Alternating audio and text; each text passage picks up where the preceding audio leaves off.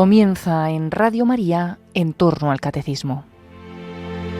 Como ayuda para vivir mejor este tiempo de Pascua, les ofrecemos la meditación sobre la resurrección del Señor que ofreció en los ejercicios espirituales intensivos de Radio María el Padre Manuel Vargas, unos ejercicios que emitimos durante la Semana Santa.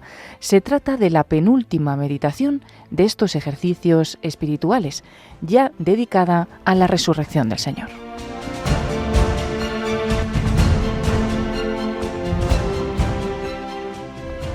En el nombre del Padre, y del Hijo, y del Espíritu Santo. Amén. Ven, Espíritu Santo, llena los corazones de tus fieles y enciende en ellos el fuego de tu amor. Envía tu Espíritu y lo crearás todo, y renovarás la faz de la tierra.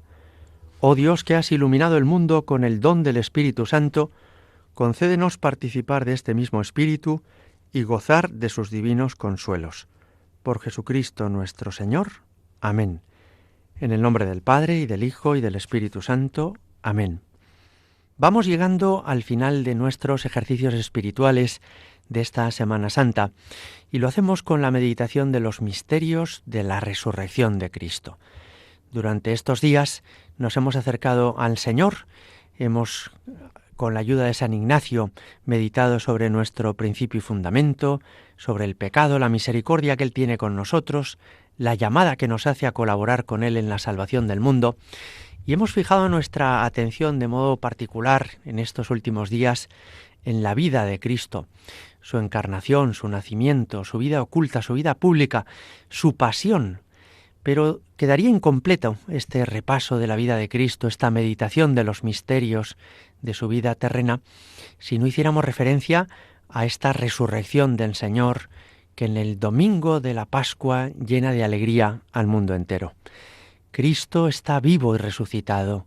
Jesucristo no es un simple personaje de la historia como tantos otros que ya han pasado. No nos queda de Él solamente su mensaje o sus enseñanzas, sino que Él mismo, en cuerpo y alma, resucitado, de corazón palpitante, sigue presente en la Eucaristía y a través de la Iglesia en el mundo entero. Pueden ayudarnos para esta meditación varios pasajes del Evangelio. Voy a proponeros algunos de ellos para que podáis después en silencio conversar con Jesús, admiraros ante este misterio de la resurrección del Señor y también pedirle la gracia, así nos lo aconseja San Ignacio, de compartir su alegría, es decir, de participar de su gozo, de tanto gozo y alegría de Cristo resucitado. El primer pasaje en el que nos centramos es el que tenemos en el capítulo 20 del Evangelio de San Juan. Dice así el evangelista: el primer día de la semana va María Magdalena de madrugada al sepulcro, cuando todavía estaba oscuro, y ve la piedra quitada del sepulcro. Echa a correr y llega donde Simón Pedro y donde el otro discípulo a quien Jesús quería, y les dice: se han llevado del sepulcro al Señor y no sabemos dónde le han puesto. Salieron Pedro y el otro discípulo y se encaminaron al sepulcro. Corrían los dos juntos, pero el otro discípulo corrió por delante más rápido que Pedro y llegó primero al sepulcro. Se inclinó y vio las vendas en el suelo, pero no entró. Llega también Simón Pedro siguiéndole, entra en el sepulcro y ve las vendas en el suelo y el sudario que cubrió su cabeza, no junto a las vendas, sino plegado en un lugar aparte. Entonces entró también el otro discípulo, el que había llegado el primero al sepulcro, vio y creyó, pues hasta entonces no habían comprendido que, según la Escritura, Jesús debía resucitar de entre los muertos. Los discípulos entonces volvieron a casa. La escena es preciosa. Si os fijáis, el hecho de que sea María Magdalena la primera que ve el sepulcro con la piedra quitada, el sepulcro vacío, es un signo de la historicidad de este texto, de la veracidad de estos hechos. Porque si hubieran querido inventarse los apóstoles que Jesús había resucitado, no habrían dicho que la primera en verlo fue una mujer, cuya palabra no tenía validez ni siquiera en los juicios civiles. Y menos aún habrían dicho que María, al ver esto, fue corriendo a decirles a los apóstoles que le parecía que habían robado el cuerpo de Jesús. Porque efectivamente esto da la impresión de que deja mal, por un lado, a la Iglesia, que tiene como primer testigo a una mujer, cuya palabra no tenía valor en aquella época, y en segundo lugar, que los propios seguidores de Jesús, como María Magdalena, al principio no daban crédito, no creían lo que estaban viendo sus ojos, y que se hacían una explicación o pensaban en una razón por la que el sepulcro estaba vacío, que no era la resurrección del Señor, sino que hubieran robado su cuerpo. Yo creo que esto nos hace entender que efectivamente las cosas fueron así, que los apóstoles, cuando después pusieron por escrito estos hechos en los evangelios, no pretendieron convencernos ni engañarnos de nada que no fuera cierto, sino que es que realmente sucedió de esta manera. La primera en darse cuenta de que el sepulcro está vacío es una mujer.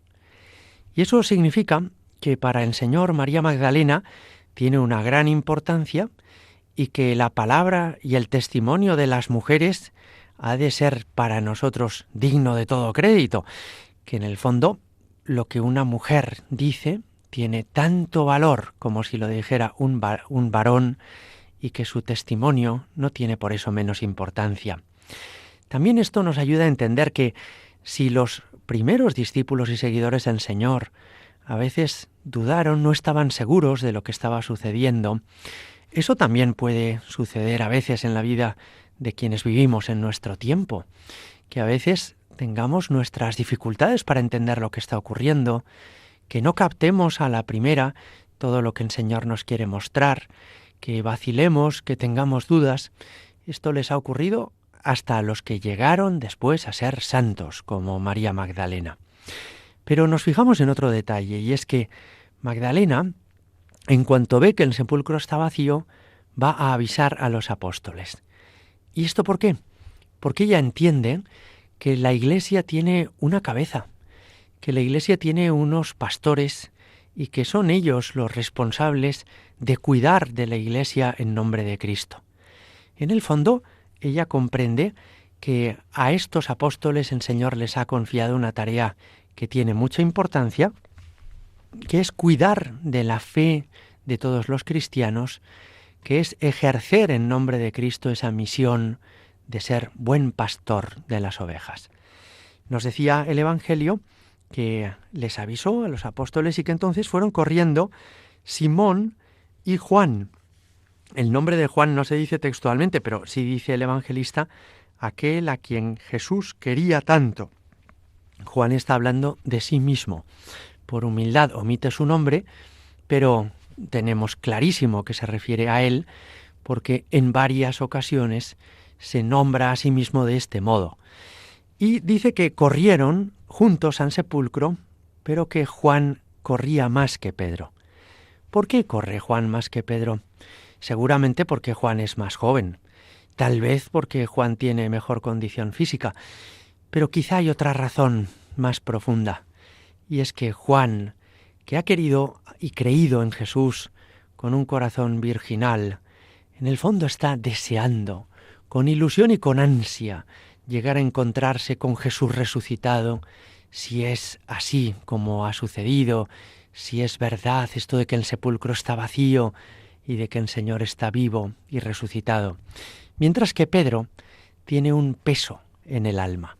No es solo el peso de la edad, no son solo los kilos que le pesan, es que le pesa que por un lado está deseando encontrarse con Jesús resucitado, pero por otro lado recuerda sus negaciones apenas 3 días antes, y eso le hace a Pedro tener como un cierto temor de encontrarse con el Señor, y al mismo tiempo le hace como retrasarse en esa carrera, como sintiéndose indigno de encontrarse con Él.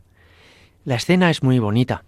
Cuando hay en nuestro corazón el peso de la conciencia, cuando tenemos como la impresión, ¿verdad?, de que en realidad no estamos a la altura de lo que el Señor quiere o desea de nosotros, eso nos ralentiza, eso nos hace caminar más despacio y en lugar de correr hacia Él y hacia la santidad, pues retrasarnos torpemente.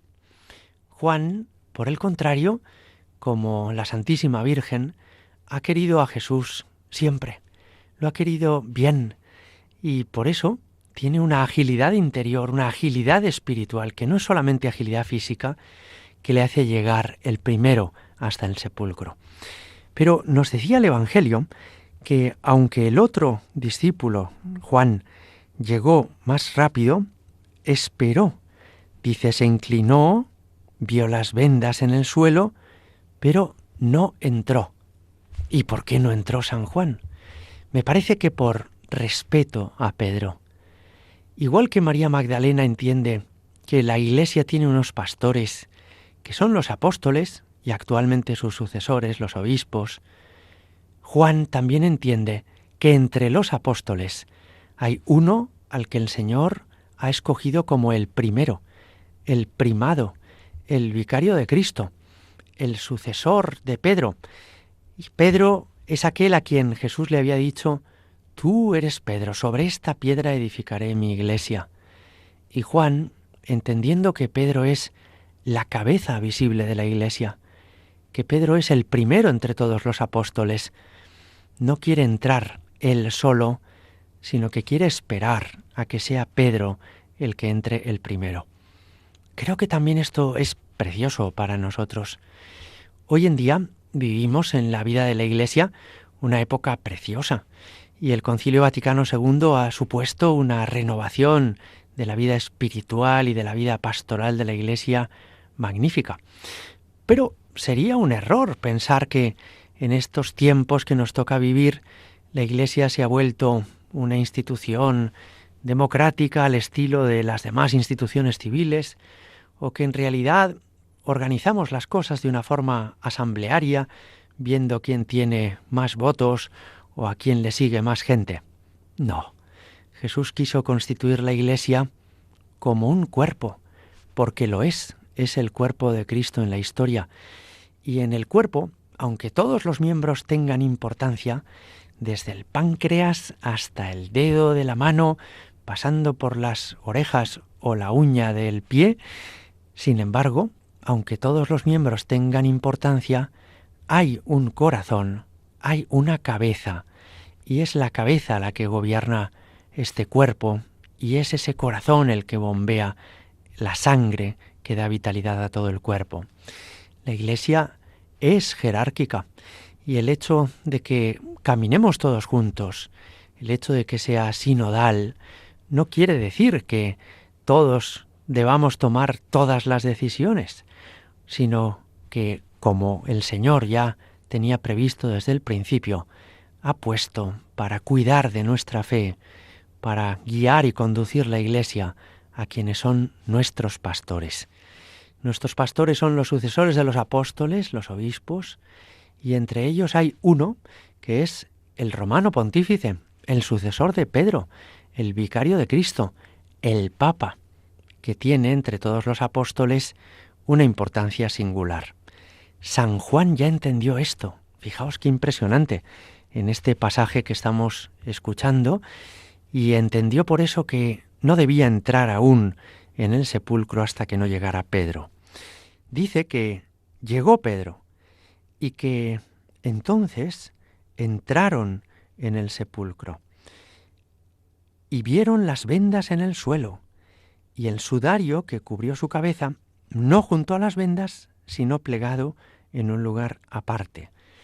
En la película de la Pasión de Mel Gibson, esta escena de la resurrección y lo que después vieron los apóstoles al entrar en el sepulcro vacío, está mostrada de una manera preciosa. Se ve cómo Jesús está en el sepulcro, su cadáver, envuelto en estas vendas, pero que al llegar la resurrección, un gran brillo refulgente llena ese sepulcro y que las vendas que envolvían su cuerpo de alguna forma se desinflan, podríamos decir, en el sentido de que como el cuerpo se volatiliza, como el cuerpo se resucita, ya las vendas caen por su propio peso de la gravedad, ¿no? Es decir, que las vendas las vieron Juan y Pedro exactamente como estaban cuando envolvían el cuerpo. No es que nadie hubiera desenvuelto ese cuerpo, no es que nadie hubiera retirado esas venas, esas vendas, sino que esas vendas que servían para cubrir el cuerpo fallecido de Cristo ya no tienen que cubrir nada porque ese cuerpo ya no está. Esto explica que los apóstoles, a diferencia de María Magdalena, no pensaran nunca que habían robado el cuerpo de Cristo, sino que, como nos dice el Evangelio, vieron y creyeron. Viendo que las vendas estaban exactamente como las habían dejado cuando ese cuerpo de Jesús había sido depositado en ese sepulcro, y viendo que la puerta estaba abierta, que todo estaba como cuando habían sepultado a Jesús, y la única diferencia era que Jesús no estaba, ellos entendieron que lo que había sucedido era algo sobrenatural. Nadie se ha llevado este cuerpo. Es que Jesús ha vuelto a la vida, y ha vuelto a la vida con un cuerpo ya glorificado, que es capaz de traspasar las vendas, de atravesar el sepulcro y de salir victorioso. Vieron y creyeron, y entonces dicen que volvieron a casa. Ellos ya están persuadidos de que el Señor está resucitado, ellos ya están entusiasmados de saber que Jesucristo ha vuelto a la vida, y vuelven a casa porque quieren compartir esta alegría con todos los demás. Los que han sido testigos de la resurrección quieren ser de alguna forma mensajeros de esta noticia, quieren ser misioneros de esta alegría. Nos quedamos unos segundos en silencio, alegrándonos por la resurrección del Señor y por el testimonio que de esta resurrección nos han dado los apóstoles.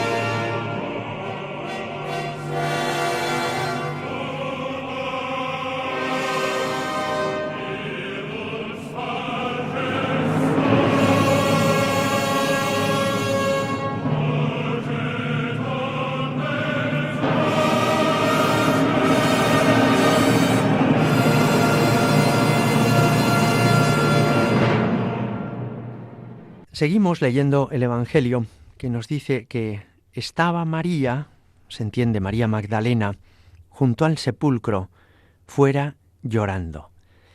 Y mientras lloraba, se inclinó hacia el sepulcro y ve 2 ángeles de blanco sentados donde había estado el cuerpo de Jesús, uno a la cabecera y otro a los pies. Le dicen ellos: «Mujer, ¿por qué lloras?». Ella les respondió: «Porque se han llevado a mi Señor y no sé dónde le han puesto». Dicho esto, se volvió y vio a Jesús de pie, pero no sabía que era Jesús. Le dice Jesús: «Mujer, ¿por qué lloras? ¿A quién buscas?». Ella, pensando que era el encargado del huerto, le dice: «Señor, si tú te lo has llevado, dime dónde lo has puesto y yo me lo llevaré». Jesús le dice: «María». Ella se vuelve y le dice en hebreo: «Rabuní», que quiere decir maestro.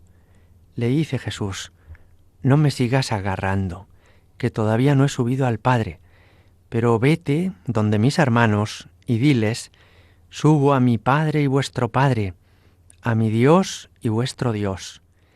Fue María y dijo a los discípulos que había visto al Señor y que había dicho estas palabras.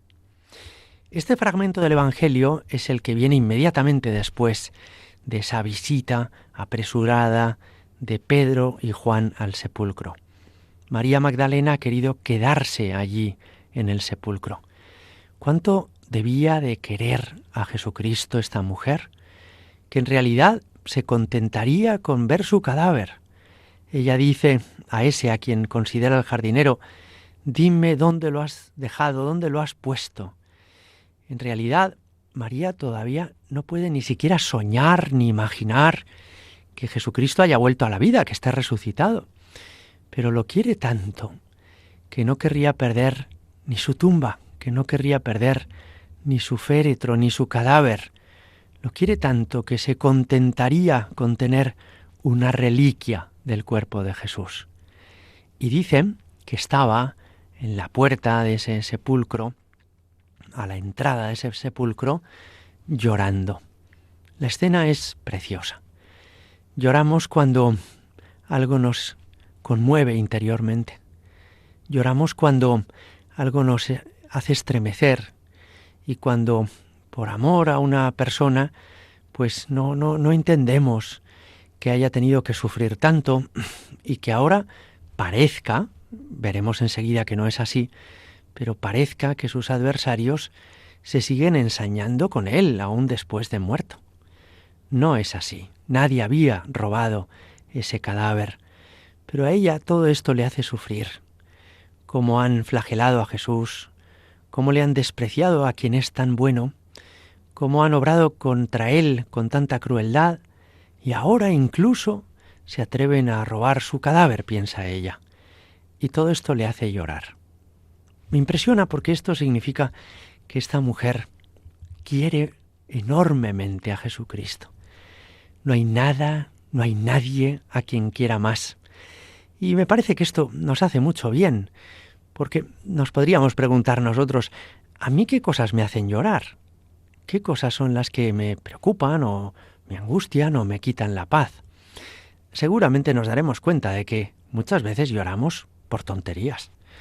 Porque no encuentro mi coche en el aparcamiento, porque me han humillado en el trabajo o en la empresa, porque estoy pasando demasiado frío y no puedo dormir, o porque ha perdido mi equipo de fútbol o me hace sufrir la situación que hay ahora mismo en nuestro país. ¿Cuántas bobadas nos hacen sufrir?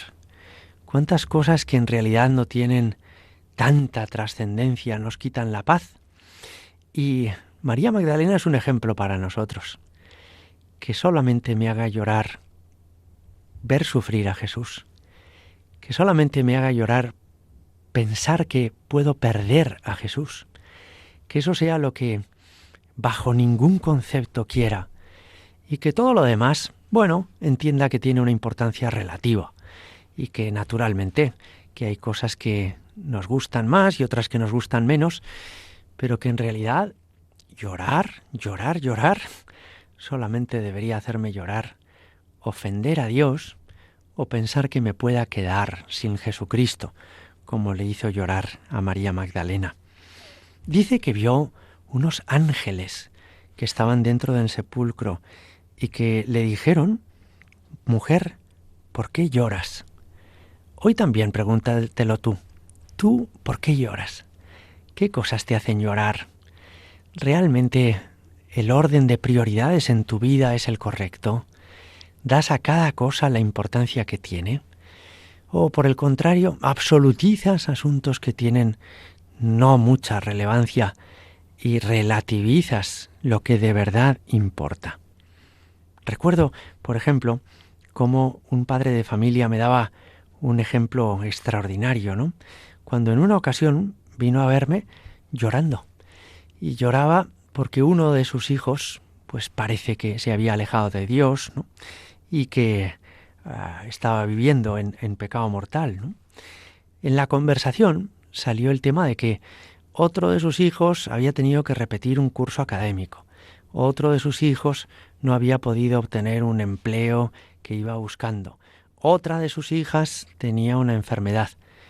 Pero lo que le hacía llorar es pensar que alguno de sus hijos estaba viviendo lejos de Dios. Este hombre me edificó mucho porque me parece que había entendido perfectamente que todo lo demás tiene arreglo, que un suspenso se puede recuperar, que si un trabajo no te lo dan ya conseguirás otro y que una enfermedad se puede curar o aunque no se cure te puede llevar al cielo. Lo único verdaderamente malo, lo único que ha de hacernos llorar, ¿no?, es pensar que pudiéramos quedarnos lejos de Jesucristo, ¿no? Mujer, ¿por qué lloras? En realidad podríamos decir: María Magdalena, nos das un ejemplo precioso.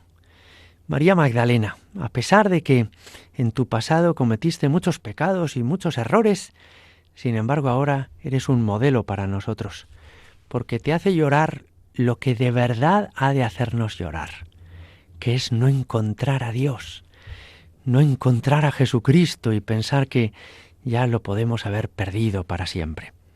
Entonces dice que se dio la vuelta y vio a Jesús de pie, pero no sabía que era Jesús.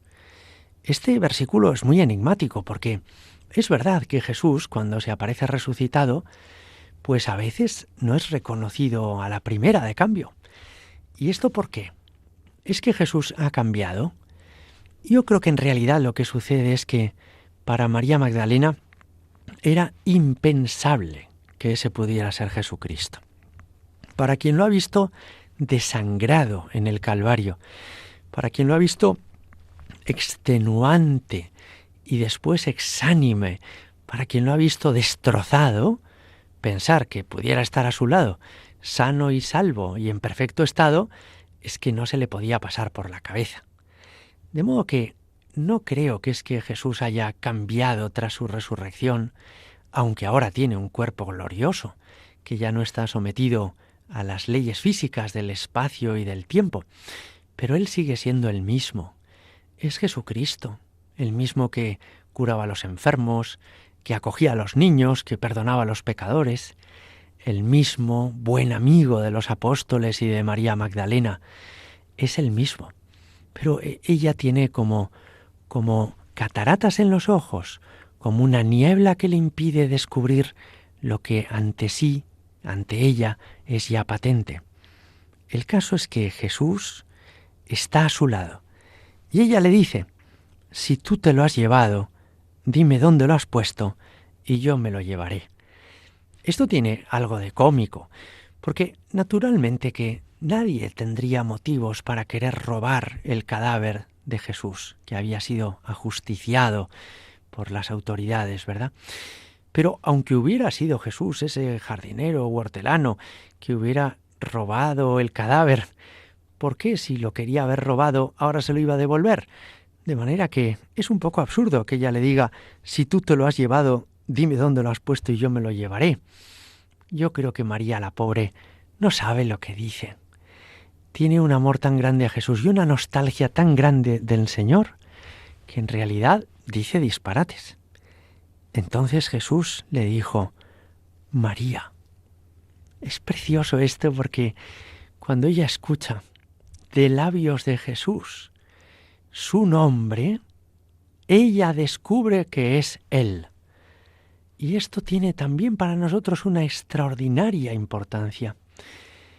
Entre todas las voces que escuchamos a nuestro alrededor, las de nuestra familia, las de nuestros amigos, también las de nuestros compañeros de trabajo o los personajes que salen en televisión, cuando uno escucha la voz de Dios, la voz de Jesucristo, es capaz de distinguir esta voz entre todas las voces.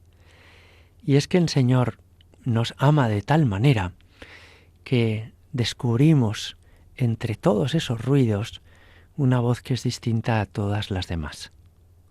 Seguramente habréis visto cómo en un parque infantil, por ejemplo, cuando hay un niño jugando en los columpios o en el tobogán, aunque haya otros muchos niños con él y haya muchas voces infantiles, pues jugando, riendo, gritando, si un niño escucha decir su nombre de labios de su madre, distingue esta voz de su madre de todas las demás.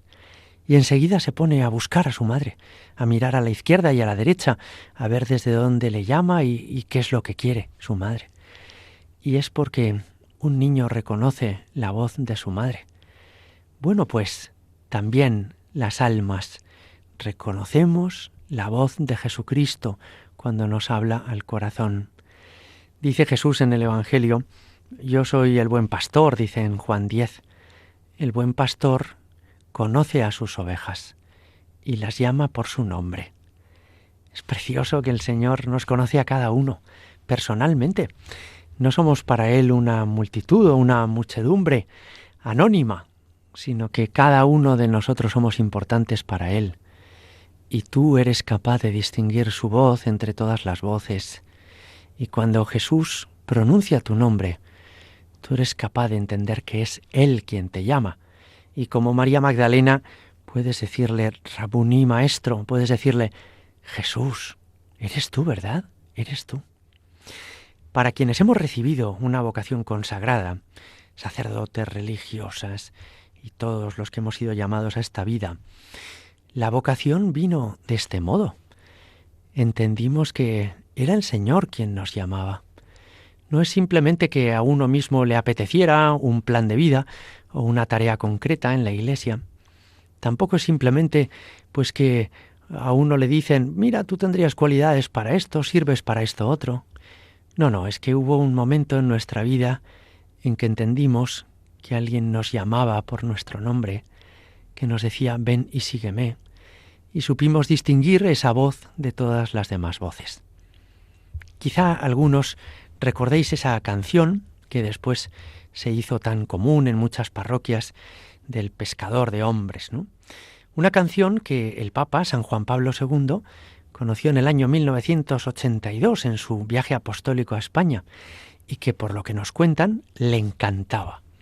En esa canción decíamos, Señor, me has mirado a los ojos, sonriendo has dicho mi nombre. En la tierra he dejado mi barca, en la arena he dejado mi barca, junto a ti buscaré otro mar. María Magdalena fue llamada por su nombre, por Jesús resucitado, y por eso lo reconoció. Y tú también puedes ser llamado por Jesucristo por tu nombre y reconocer esta voz entre todas las demás voces y llamar tú también a Jesús por su nombre. Jesús, Jesús, eres tú, ¿verdad? Eres tú que estás a mi lado, eres tú que estás resucitado, eres tú que me invitas a seguirte y a estar contigo.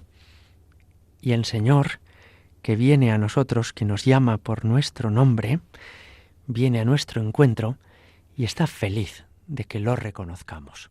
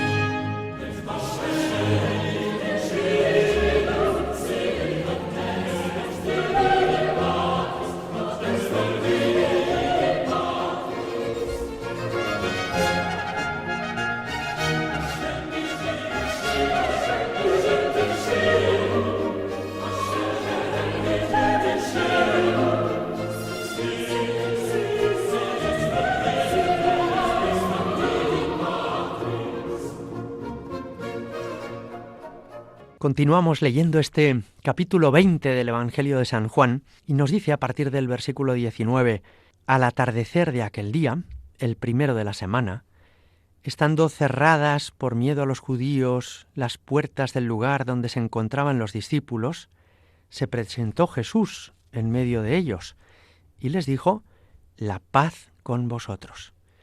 Dicho esto, les mostró las manos y el costado. Los discípulos se alegraron de ver al Señor.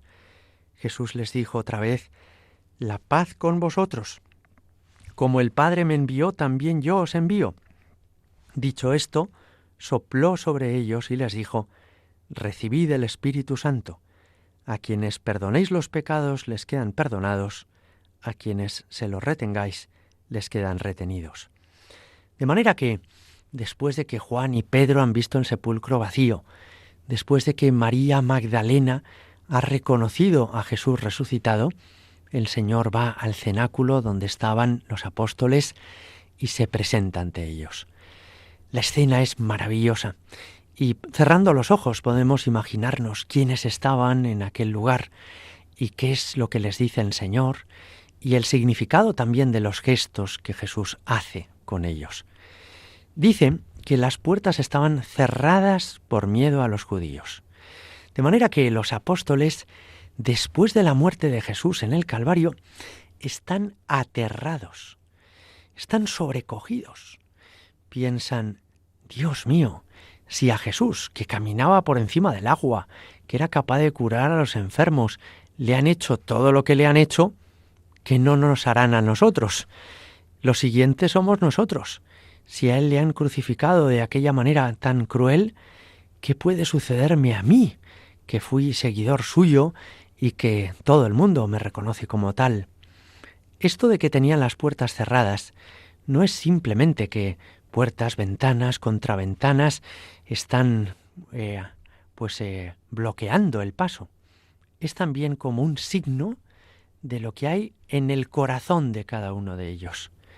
Y es que están ellos cerrados, están ellos acobardados, tienen miedo, no quieren salir a la calle, no quieren dar la cara por Jesucristo, porque en el fondo piensan: todo se ha terminado, porque en el fondo tienen la impresión de que el Señor ha fracasado. Jesús les había avisado que iba a padecer mucho, pero tal vez ellos no lo entendieron hasta que no le vieron resucitado. Jesús les había dicho que Él volvería con ellos y que les llevaría con Él, pero ellos en este momento no recuerdan nada, tienen un recuerdo selectivo de las cosas que habían vivido con Jesús. Han perdido la esperanza, han perdido la alegría y están así, tristes, asustados, sin saber muy bien qué hacer con su propia vida. Ahora, es precioso que están juntos. Y digo que es precioso porque cuando los apóstoles se dispersan, se desperdigan en el huerto de los Olivos, el Jueves Santo por la noche, da la impresión de que cada uno de ellos se fue a un sitio y que, buscándose cada uno la vida, pues se escondieron. Ahora están juntos.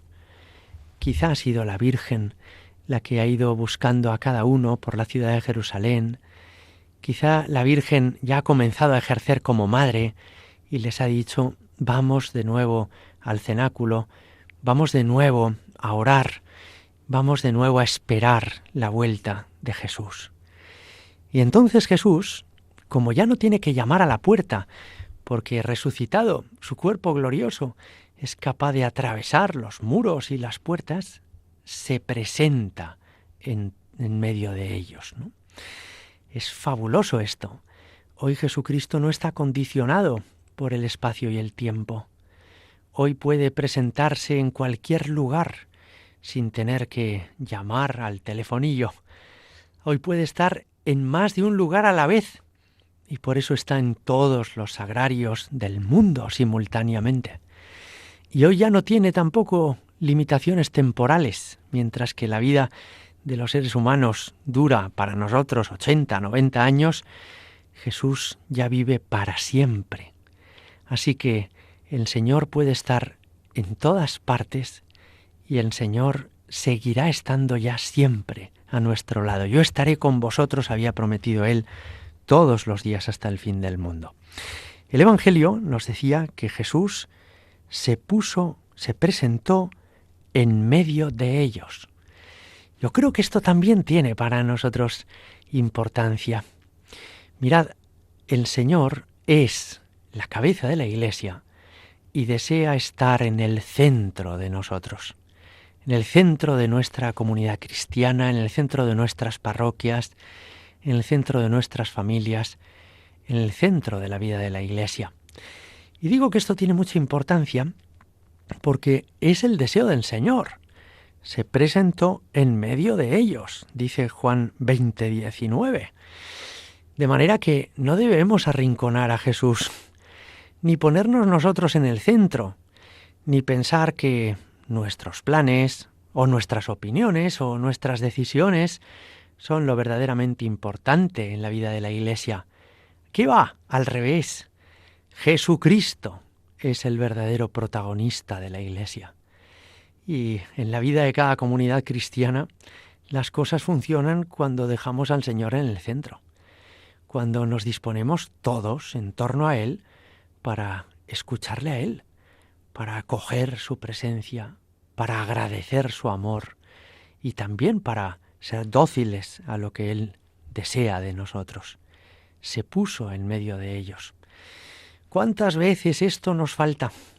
¿Cuántas veces nos ocurre que dejamos al Señor como en un rincón de nuestra vida, como diciéndole, mira, tú quédate aquí, yo ahora tengo mis planes, mis proyectos, ya más adelante te haré caso, pero en el fondo damos más importancia a lo que opinamos cada uno, o a lo que opinan los demás, o a lo que piensa la mayoría, que a la centralidad de Jesucristo, nuestro Dios y Señor, nuestro Salvador, vivo y resucitado.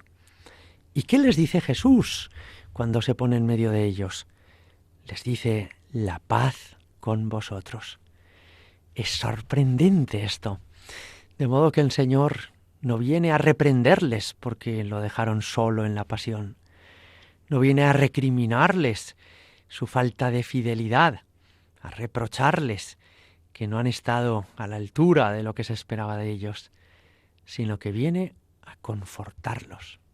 Al decirles la paz con vosotros, les pacifica, les da su propia paz, comparte con ellos la paz del corazón de Jesucristo.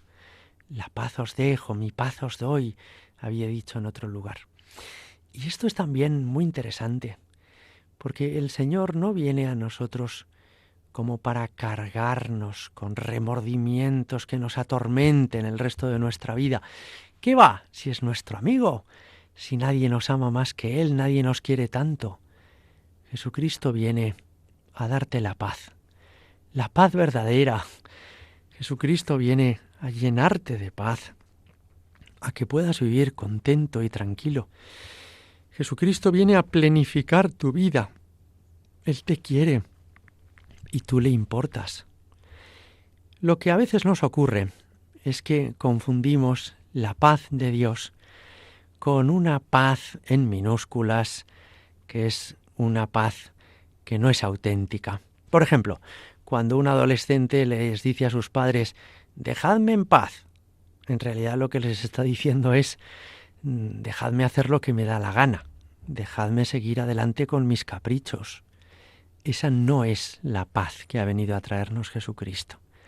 Jesucristo no ha venido a dejarte en paz, no ha venido a marcharse de tu vida para que tú puedas vivir sin Él y salir adelante al margen de su presencia.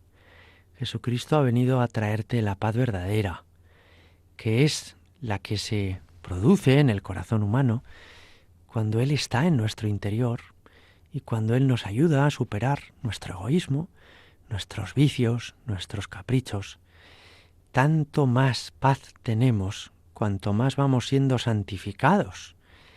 Tanta más paz hay en nuestro interior cuanto más llenos estamos de la gracia de Dios y más vacíos de lo que nos separa de Él. Y diciéndoles esto, la paz con vosotros, les mostró las manos y el costado. ¿Eso qué quiere decir? Que les mostró las llagas de su pasión.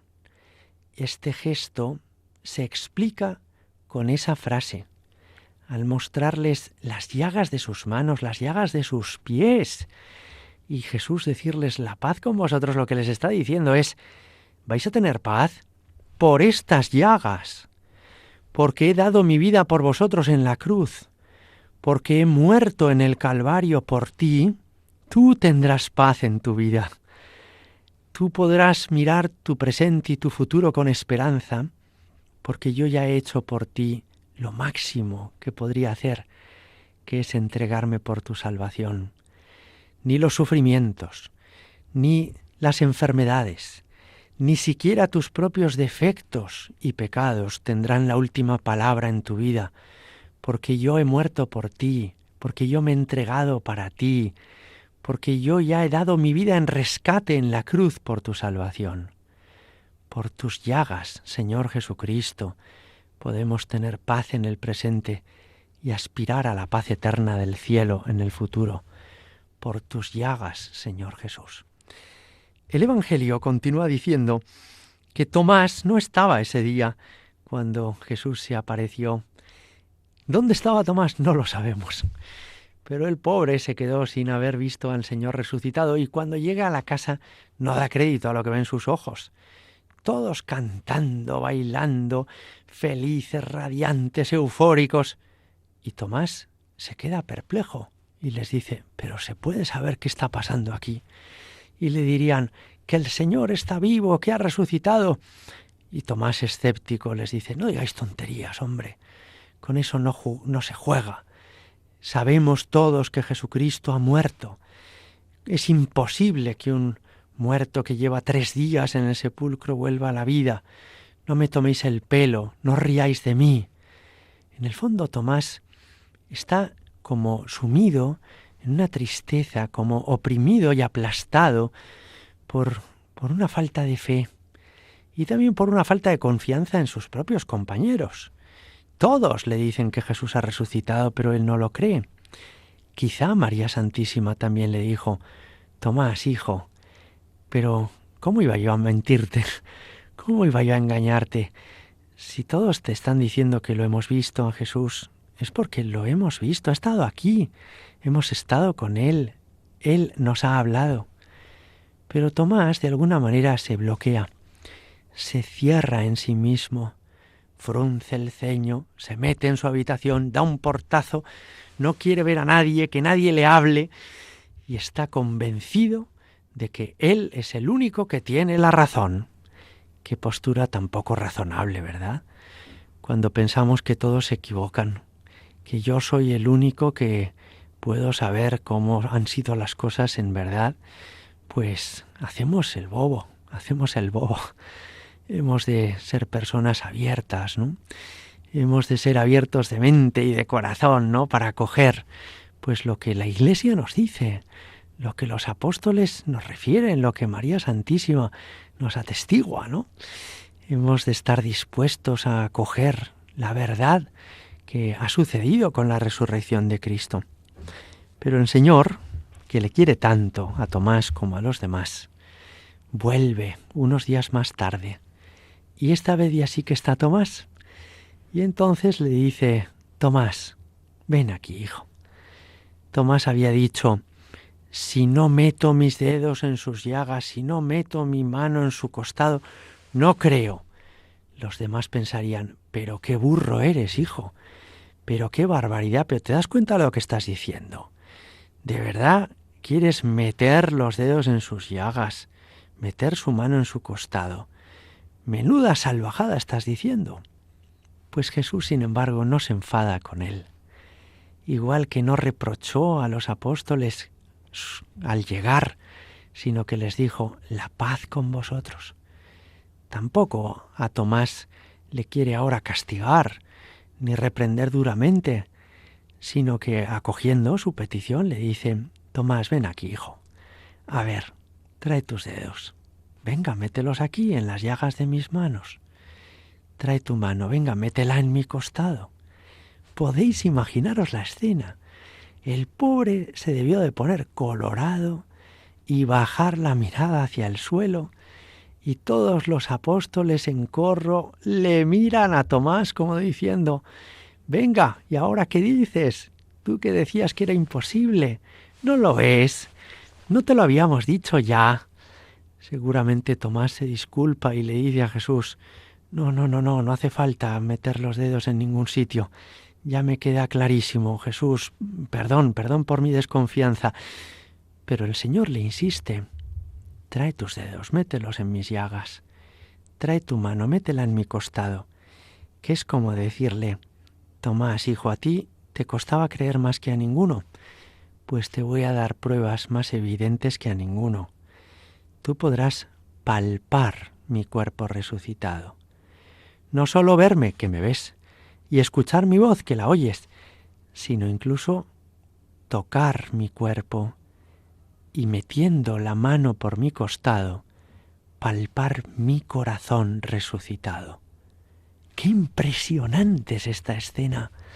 El apóstol más incrédulo termina palpando el corazón resucitado de Jesucristo, ese corazón que quedó yerto en la cruz, pero que volvió a latir en la resurrección, y que a partir de ese momento ya nunca ha dejado de hacerlo. Ese corazón de Jesucristo que sigue latiendo en cada sagrada forma cuando nos acercamos a comulgar. En este día damos las gracias al Señor porque está vivo y presente en la historia, porque está vivo y resucitado en medio de nosotros. Y le damos las gracias porque en lugar de reprocharnos tantas cosas que hemos hecho mal en la vida, tantas equivocaciones que hemos cometido, Él nos sigue queriendo como amigos. Viene a nuestro encuentro y nos dice: la paz contigo, amigo mío, la paz contigo, estoy aquí a tu lado, no te dejaré nunca, seguiré siempre en medio de vosotros, palpa mi corazón resucitado. No simplemente podrás saber que Dios está vivo, sino incluso en algunos momentos de tu vida notarlo, advertirlo, sentirlo. Y cuando el Señor te regala eso, que no tiene por qué ocurrir todos los días, pero que a veces sucede, dale las gracias, porque esa experiencia no se olvida nunca en la vida, sino que se queda grabada en lo profundo del corazón y a uno le marca para el resto de su vida. Os confieso que a mí mismo me sucedió. Con 15 años, experimentar que Jesucristo está vivo y resucitado, que Él nos quiere, que Él tiene un proyecto para cada uno de nosotros, que Él está en la Eucaristía, que Él permanecerá ya siempre en medio de la Iglesia hasta el final de los tiempos. Gracias, Señor Jesucristo, por tu resurrección, que nos llena de ánimo y de esperanza. No sé si todos sabéis que el apóstol Santo Tomás, este que se había resistido a creer, este al que le costaba pensar que Jesús pudiera estar vivo y resucitado, sin embargo, después de esta experiencia, cobró tanto ánimo como los demás, se puso a evangelizar hacia el este de Palestina y cuenta la tradición que llegó hasta la India, donde dio su vida martirialmente por testificar lo que él había visto, escuchado y palpado, que Jesucristo está vivo, vivo y resucitado. Gloria al Padre y al Hijo y al Espíritu Santo, como era en el principio, ahora y siempre y por los siglos de los siglos. Amén.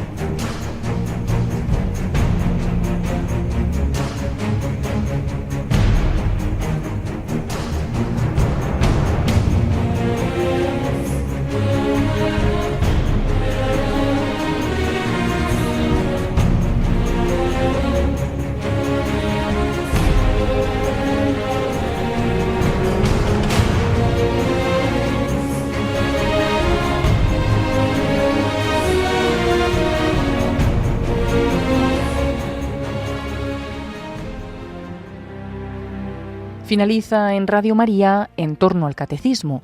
Como ayuda para vivir este tiempo pascual, les hemos ofrecido la meditación de la resurrección del Señor que ofreció en los ejercicios espirituales intensivos de Radio María el Padre Manuel Vargas, unos ejercicios emitidos en la Semana Santa. Se trata de la penúltima meditación de estos ejercicios espirituales.